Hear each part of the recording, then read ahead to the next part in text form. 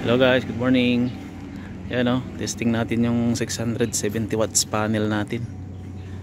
Yan, ang kamatch pala nito, imamatch ko dun sa 50 amps na LA Joy, yung 600 watts. So may pasobra ng konti ito, mga 70 watts yung pasobra. So yung isa natin nandun sa taos, so tinanggal natin yung wire, wala tayong extra eh. Yan,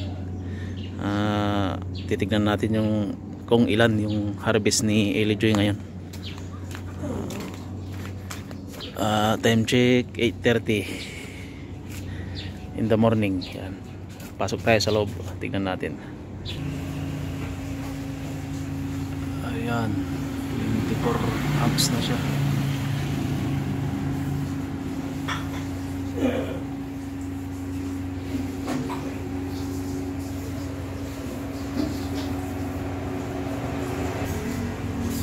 Ayan, 24 amps. Yan.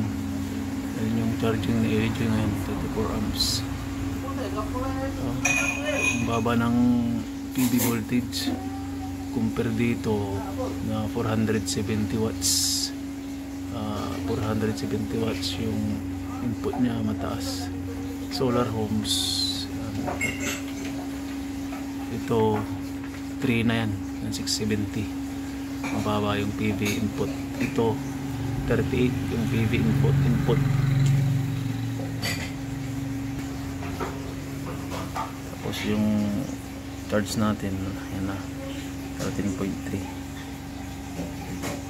Yan. Ayan guys, balik tayo sa labas.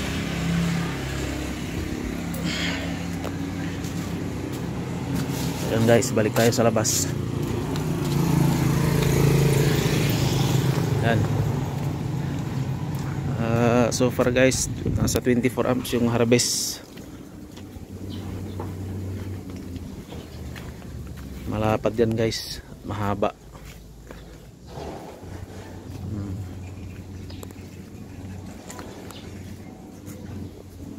Yan guys, sige guys, update ko kayo ulit mamaya.